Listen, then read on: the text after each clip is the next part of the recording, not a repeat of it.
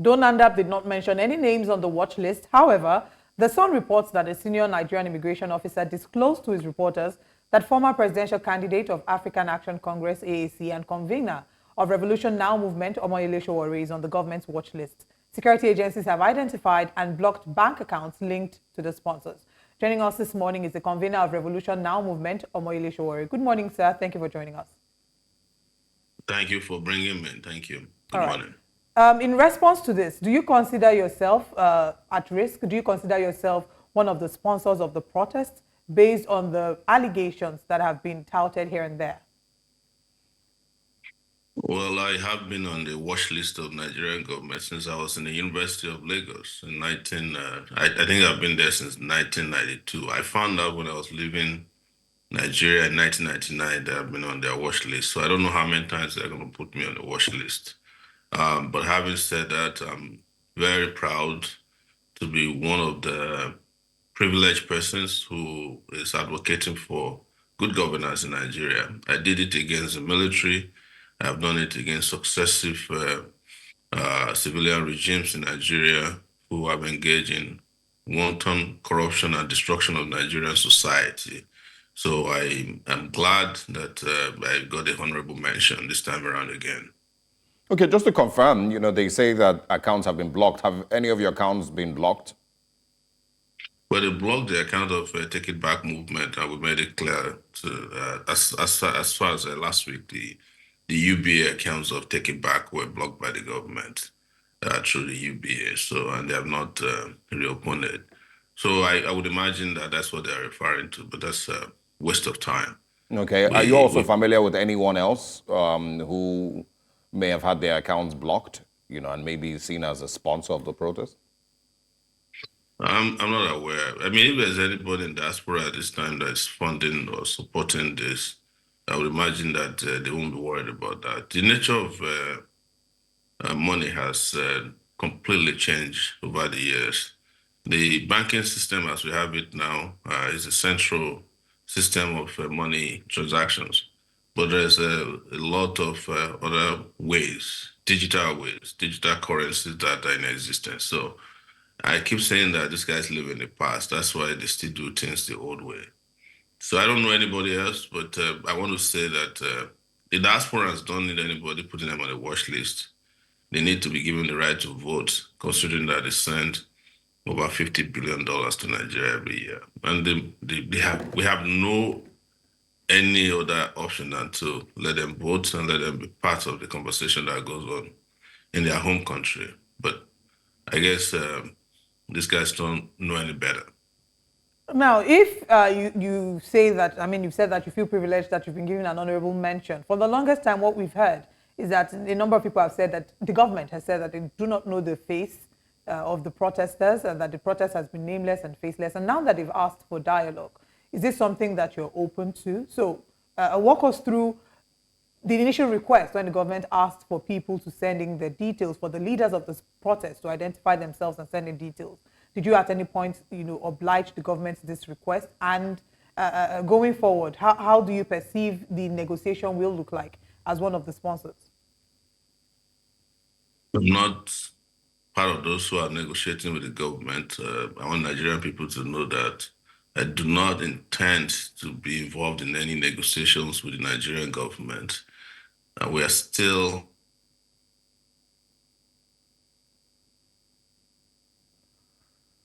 All right. We seem to have a slight issue with the connection with Omoyele Sowore. All right. All right. Go ahead, Mr. Sowore. I think we have you now. Go ahead.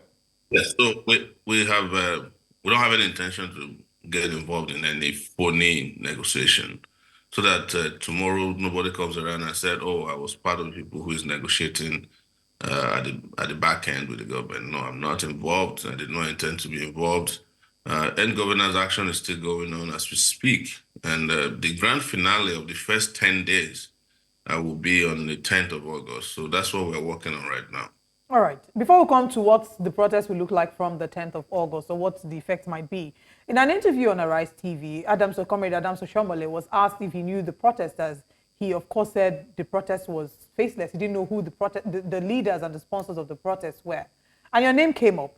And he referred to you as an absentee desktop leader, a failed presidential candidate, and a politician, in some measure, a politician who is mourning his loss because you're in the political space right now. So you probably do not have the right to be calling names or calling out all the politicians. What response would you have to him? I don't pay attention to Adamu Sowore. I knew Adamu Sowore as far back as 1992, 1993, 94. They were the ones who sold out Nigerian people with the late Pascal Bafia of the NLC at that time. So he's a wheeler dealer. Like, what am I mourning? In an election that did not take place? I think they're the ones who are mourning. They are the ones who have to be on TV every morning, just crying and sobbing and trying to defend the indefensible. I don't think it's important to waste my time. And let me just brag a little bit here. I'm a presidential candidate, so I cannot be responding to a senator. Okay. All right. Interesting.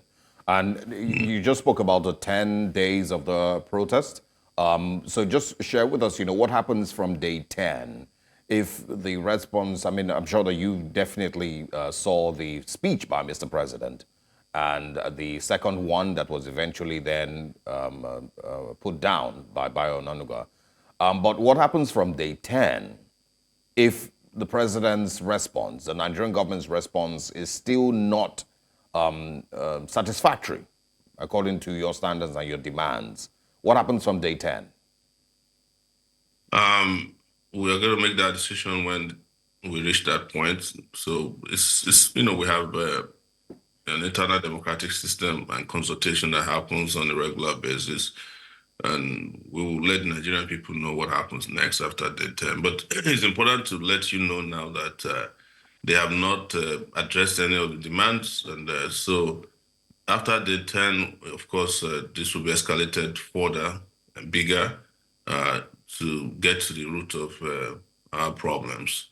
So consultations have been made with regards to what will happen after day 10, definitely. Okay. And looking at the protest so far and how it's taking shape, would you say that the protest has achieved its goal? Would you say it has been a successful protest for the past 8 days? It has been. I think I had this conversation with you guys on this show and several of your shows that when it was building up, nobody thought the protest would last for one day. It has lasted for 8 solid days. It has happened all over Nigeria and beyond. And I did not imagine that it would be this successful in terms of participation and level of awareness. I think we must thank the Nigerian people who participated and those who will still participate in further protests, that they have allowed the lion in them to be woken up and there is no going back. And the fact that nothing else has been done in Nigeria except attending to this protest in the last 10 days. The fact that regardless of provocation, torture, killings, extrajudicial killings, harassments that have been going on, that people have remained steadfast. I cannot imagine anything more successful than this in a long time. So we will continue and we will resolutely and resiliently continue to resist this government. The resistance will grow, I can tell you that. And this is what I said last time I came to Nigeria in May of 2024, just barely 2 months ago, that the revolution that I've been talking about will happen in Nigeria, with or without me. And here we are.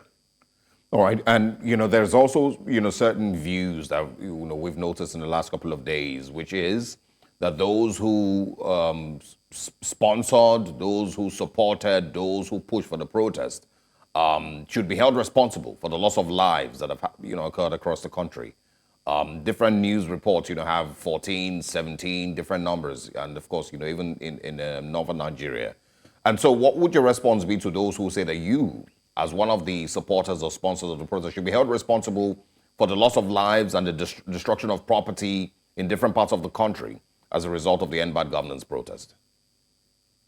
I think the people who are perpetrating violence already knew that what they did is wrong, and they're already taking responsibility. The army yesterday killed a 16-year-old boy in Zaria, and they had to go on their knees begging the parents, even offering some paltry sum of money of 300,000 naira ahead to the parents. So they already knew what they did was wrong, and they are taking responsibility. That's at the level of Nigerian army. But the police has not taken responsibility. But everybody who engaged in killing peaceful protesters will be made to account for their actions. And that is where we stand on this issue. You have answered this last week here that these are some of the senseless positions taken by pro-government mercenaries who are appearing in, as public opinion leaders, All right. that peaceful protesters should be held responsible for violence that they did not perpetrate.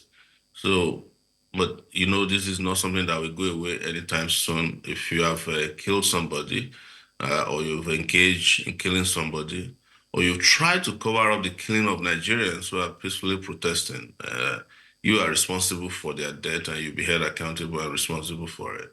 All right. And some of the criticism that we've heard leveled against this End Bad Governance protest is that it's a disguise to topple the current administration. What would your response to that be? Every administration that is faced with this level of resistance by the citizenry for bad governance always claim that they want to topple the government. Well, it is the government that's toppling itself with bad policies. So there is no reason responding to something as irresponsible and illogical as this. If people want to topple the government of Nigeria, I don't think they will hide it. They won't hide it. And the people who get into government illegitimately through the back door understand how governments are toppled. However, it's important to note that it rests with Nigerian people to decide which government they want to continue with or not.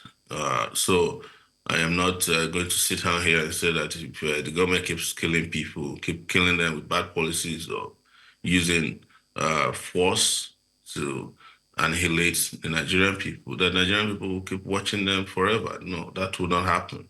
So government exists at the behest of the people, not the other way around. What does this mean for you in the coming weeks, months?